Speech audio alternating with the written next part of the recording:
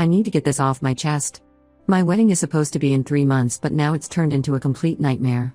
The backstory to this situation is long and complicated, but it's important to understand how we got here. I, 32F, grew up as an only child for 12 years in what seemed like a perfect middle-class family. My parents both worked decent jobs, and while we weren't rich, we were comfortable. I was their whole world. They took me to dance classes, helped with homework, and genuinely seemed interested in my life. Looking back, those first 12 years were the happiest of my childhood. Everything changed when my sister Carrie, now 25F, was born. My parents had been trying for another baby for years without success, and Carrie was their miracle child. From the moment she arrived, it was like I became invisible. My mom took an extended leave from work to stay home with Carrie, something she never did with me. My dad spent all his free time doting on her. I went from being their beloved only child to essentially becoming a built-in babysitter overnight. As Carrie grew up, the favoritism became more obvious. When I needed new clothes for school, my mom would take me to discount stores and tell me to be practical. But Carrie got designer labels because she was more sensitive about her appearance. When I wanted to take piano lessons like my friends, I was told we couldn't afford it. But when Carrie showed interest in multiple instruments, my parents bought her a piano and a violin. The pattern continued through our teens. I had to work at the local grocery store during high school to afford my prom dress. Carrie got a custom-made gown for hers. I had to take out student loans for college while living in a cramped dorm room with 3 other girls. Carrie got a fully paid ride to a private university and lived in a single room because she needed her space to study. Despite the obvious favoritism, I tried to be a good big sister.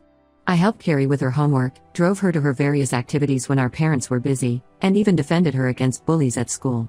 But Carrie grew up to be exactly what you'd expect from someone who never heard the word no: entitled, spoiled, and always wanting more. She developed this weird habit of copying everything I did. If I got a new phone, she'd cry until our parents bought her a better model. When I started wearing a particular brand of makeup, she had to have the entire collection. She even started taking the same college classes as me when she got to university, despite being in a completely different major. Now to the current disaster. I got engaged to Trent, 34M, last year. We met at a work conference 4 years ago and hit it off immediately.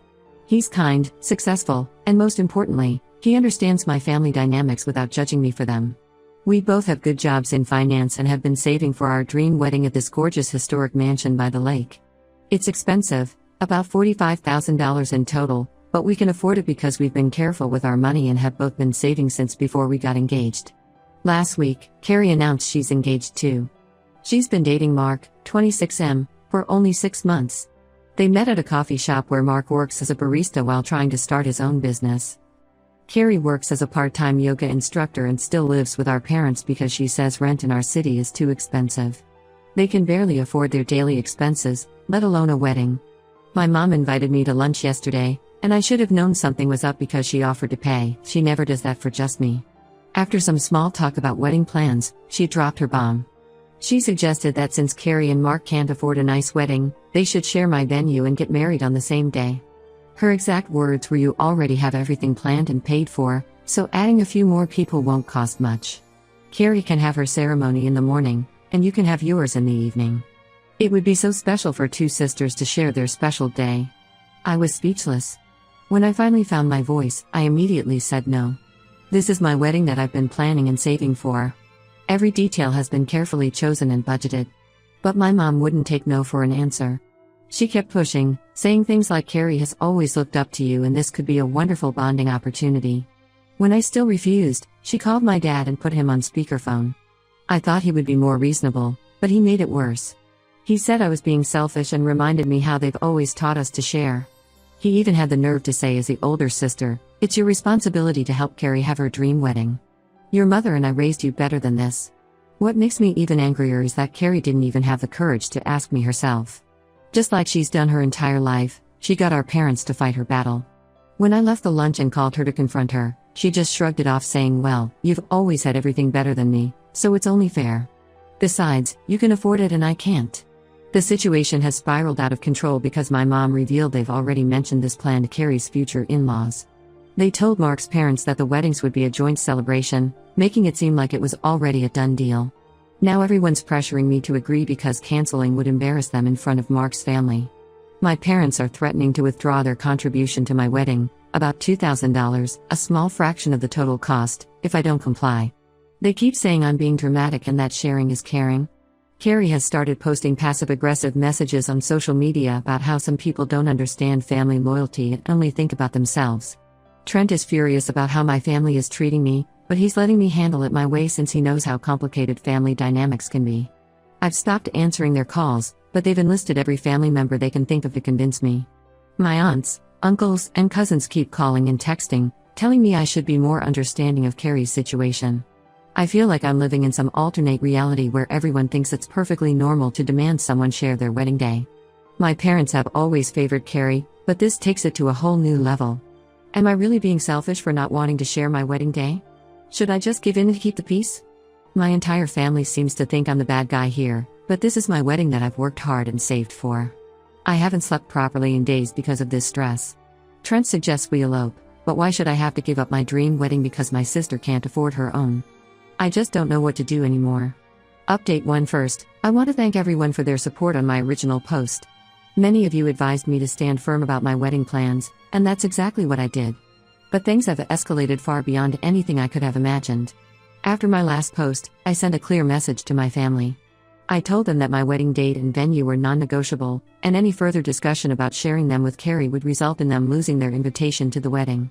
My parents and Carrie seemed to back off. They stopped calling constantly, and the relatives they'd enlisted retreated. I foolishly thought the drama was over and focused on finalizing the remaining wedding details. I was wrong. Yesterday morning, I received a frantic call from Sarah, my wedding planner. She sounded confused and asked if I had changed my email address recently. I hadn't. That's when she forwarded me an email chain that made my blood run cold.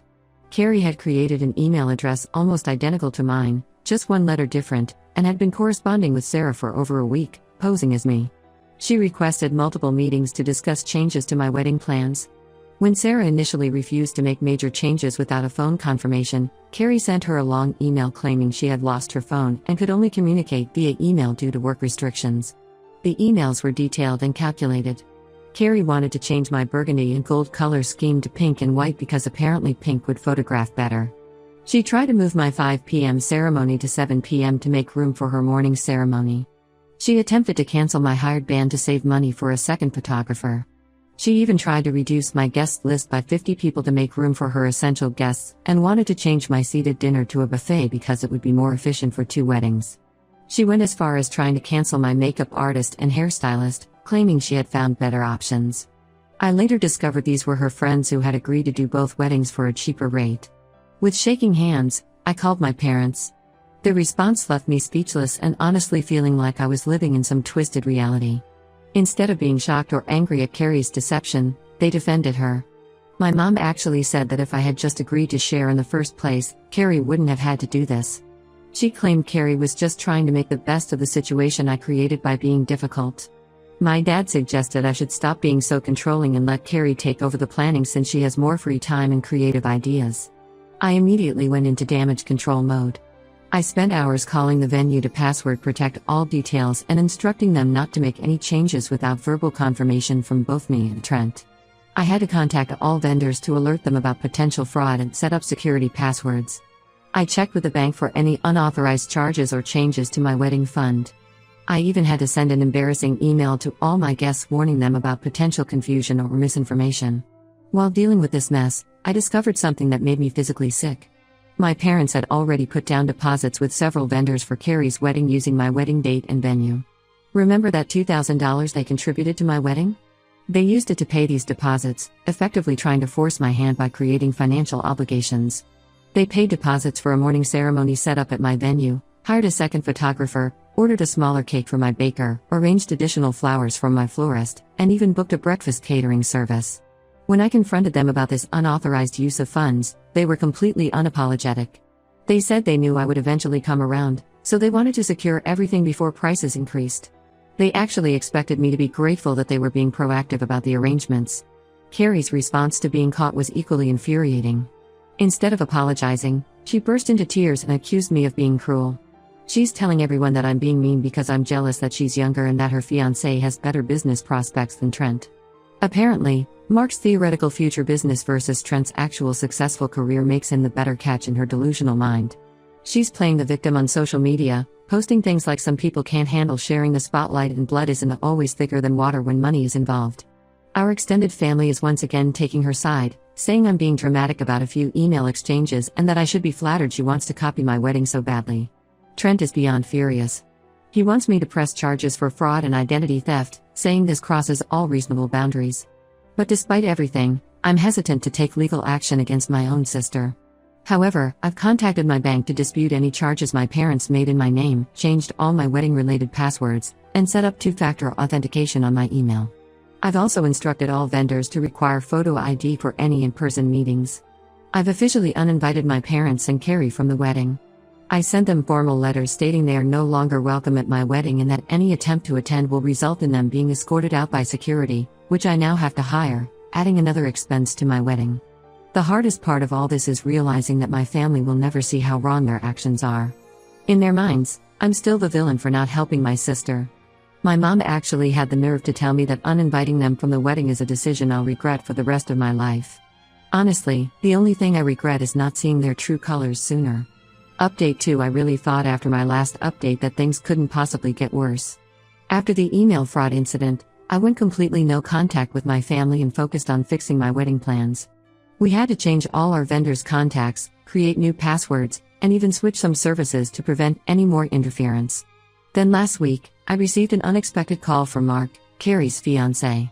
I almost didn't answer when I saw his number, thinking it might be Carrie using his phone. But Mark sounded different, his voice was shaking, and he seemed genuinely distressed. He asked to meet me privately at a coffee shop across town, insisting it was important. After what happened with the wedding planning, I was hesitant to meet anyone from Carrie's side, but something in his voice made me agree. Trent offered to come with me, but I decided to go alone. When I arrived at the coffee shop, I barely recognized Mark. He looked like he hadn't slept in days, with dark circles under his eyes and disheveled clothes. His hands were trembling so much he could barely hold his coffee cup. The truth he revealed was more disturbing than anything I could have imagined. Carrie's obsession with my wedding wasn't about the venue or saving money at all. She had been secretly in love with Trent for years. Mark found out that she only started dating him because he reminded her of Trent, same height, similar build, even similar professional background, since Mark was also trying to start his own business like Trent did years ago. Mark discovered this by accident while helping Carrie pack some things in her room at our parents' house. He found a box of her old diaries hidden in her closet. Curiosity got the better of him, especially since Carrie had been acting strange lately, and what he read horrified him. The diaries were full of entries about Trent, dating back to when she first met him at a family dinner 4 years ago. But that wasn't even the worst part. Mark also gained access to her private Instagram account, one she had kept secret from everyone. The account was dedicated entirely to stalking Trent. She had thousands of saved photos of him from his social media, including pictures from before we were even dating. Some photos were from his old workplace events and college alumni meetings, which means she must have gone out of her way to find them. The account was filled with side-by-side comparisons of Trent and Mark, highlighting their similarities. Carrie had even made Mark change his hairstyle and start dressing differently to look more like Trent. She had written captions about how Mark was practiced for when she finally got Trent. Her detailed plans were the most chilling part. She had written out scenarios about how Trent would realize he was with the wrong sister at the wedding. She thought sharing the venue would create opportunities for them to be alone together. She even planned to recreate moments from Trent and my relationship, hoping to make him see that she could be a better version of me. Mark was completely devastated. He showed me screenshots from her private account and texts she had sent to her friends about her real feelings. He had already called off their engagement and moved out of their shared apartment. He felt used and manipulated, realizing their entire relationship was built on Carrie's obsession with my fiancé. When Mark broke off the engagement, everything exploded. Carrie had a complete meltdown, but instead of accepting responsibility, she and my parents somehow twisted everything to blame me. My mom called Mark's parents and told them I had poisoned Mark against Carrie because I was jealous of their perfect relationship. The story they're spreading is completely insane. According to them, I must have pursued Trent knowing Carrie had feelings for him. They've conveniently forgotten that Trent and I met and started dating before Carrie even finished college. My mom actually called Trent's parents and suggested that he should reconsider his choice because Carrie was younger and would make him happier in the long run. Things reached a breaking point when Carrie showed up at Trent's workplace unannounced. She created a huge scene in the lobby, crying hysterically and telling anyone who would listen that Trent had promised to marry her but chose me instead. She claimed they had been having a secret relationship that he ended because of me. Security had to physically remove her from the building. Trent had to explain the whole situation to his boss and HR department. While they were understanding, He still had to file a formal complaint to protect himself professionally. We've had to get a restraining order against Carrie because she kept sending him messages from different numbers and showing up at places she knew he frequented. My parents are still defending Carrie's behavior, saying she's just emotional and needs support during this difficult time. They've been pressuring Trent to spend time with Carrie to help her get closure. When he refused, they started spreading rumors in our social circle that he had led Carrie on and was playing with both sisters' feelings. We're documenting everything now because this situation has moved beyond just wedding drama into something much more serious. Trent is worried about Carrie's mental state and what she might do next, so we're taking every precaution possible. Update 3: The wedding finally happened last weekend, and despite my family's best attempts to ruin it, it was beautiful. But getting to that point was an ordeal I never expected to face on my wedding day. A week before the wedding, we started receiving concerning messages from different relatives. Apparently, Carrie had been telling everyone she was still part of the wedding. She told some people she was a bridesmaid, told others she had reconciled with me, and even convinced a few distant relatives that the whole drama was just a misunderstanding. I had to spend hours calling family members to clarify that she was not invited and would not be allowed in. We hired professional security for the wedding after Carrie posted cryptic messages on social media about making things right and showing everyone the truth. One post particularly worried us where she wrote, "Some brides don't deserve their happy ending." Trent and I took these threats seriously, especially after what Mark had revealed about her obsession. Sure enough, Carrie tried to crash the wedding. She showed up wearing a white dress that looked suspiciously similar to my wedding gown. We later found out she had stalked my social media and ordered a knockoff version of my dress from a cheap website. She tried to convince security she was me, claiming she was arriving early to prepare. When that didn't work, she started screaming that she was the real bride and that I had stolen her wedding day. My parents, who also weren't invited, attempted to sneak in through a back entrance to support her. They had told the venue staff they were bringing last-minute decorations. Thankfully, our security team was thorough and stopped them. My mom caused a scene, crying about how cruel I was to keep a mother from her daughter's wedding. Meanwhile, my dad was threatening to call the police, claiming we were discriminating against them. The most shocking part came after the wedding. While we were on our honeymoon, my cousin called to warn us that Carrie had booked the same resort we were staying at. She had told the resort staff she was my twin sister and that we had planned a surprise double honeymoon. She even created fake emails showing conversations between us about this plan. Fortunately, the resort contacted us to verify this story before she arrived. They were concerned because Carrie had requested access to our room information and schedule of activities. We had to explain the whole situation to the resort's management, who then canceled her reservation and added her to their security watch list.